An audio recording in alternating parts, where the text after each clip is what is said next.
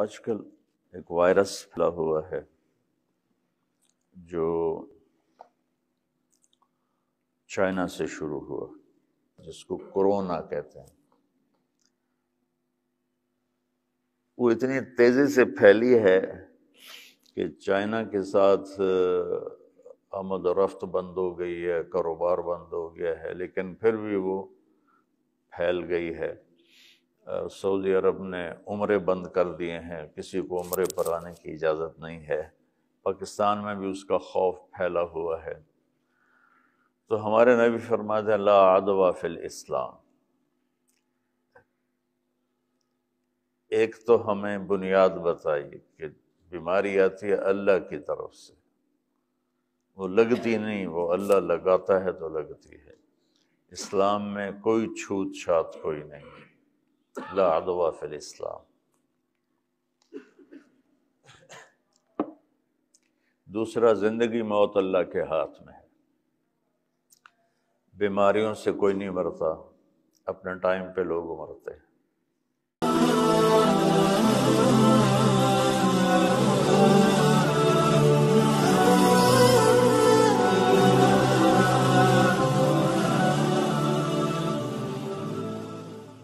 اور میں ایک نئی بات آپ سے عرض کرتا ہوں، جو اس تحریر کے بعد جو میں نے لکھی تھی دعاؤں کی، اس کے بعد مجھے ابھی کچھ دیر پہلے مجھے اس کا علم ہوا۔ میرے پاس ایک ٹیلی فون آیا ہے ایک صاحب کا کہ جو عام طور جو بڑے نیک آدمی ہیں اور تبلیغ جماعت سے بھی ان کا تعلق ہے، اور ان کو رسول کریم صلی اللہ علیہ وسلم کی زیارت بکثرت ہوتی رہتی ہے۔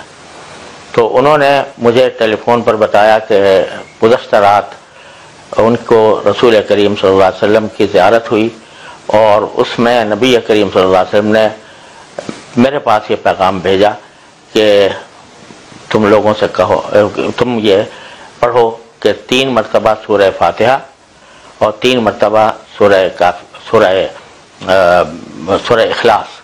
3 مرتبہ سورہ فاتحہ یعنی الحمدللہ رب العالمین جو ہم نماز میں پڑھتے ہیں، اور 3 مرتبہ سورہ اخلاص یعنی قل هو اللہ احد اللہ الصمد لم یلد ولم یولد ولم یکن لہ کفوا احد، یہ 3 مرتبہ، اور اس کے بعد 313 مرتبہ حسبنا اللہ ونعم الوکیل، حسبنا اللہ ونعم الوکیل، حسبنا اللہ ونعم الوکیل، یہ 313 مرتبہ پڑھیں ان موجودہ حالات کے اندر، تو انشاءاللہ یہ اس میں اللہ تعالیٰ کی طرف سے حفاظت رہے گی۔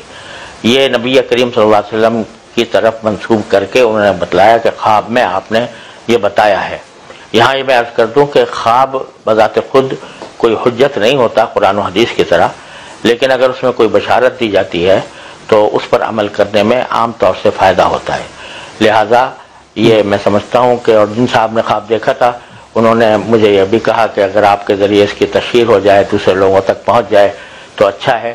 اگر ہر مسلمان یہ کام کر لے تو امید ہے کہ انشاءاللہ وہ اس وبا سے محفوظ رہے گا۔ اللہ تعالیٰ سب کی حفاظت۔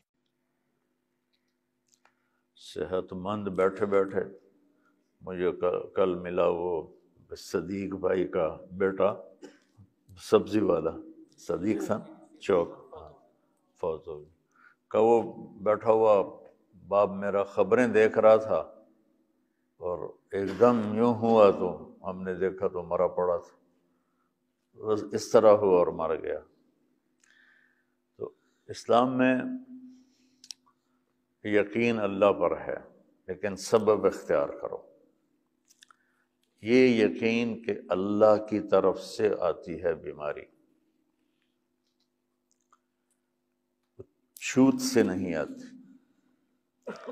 لیکن احتیاط کے لیے آپ نے کہا جہاں وبا پھیل جائے وہاں کوئی شخص نہ جائے، اور جو وہاں رہ رہا ہے وہ باہر نہ آئے۔ سبحان اللہ، کتنا بیلنس کر لیا۔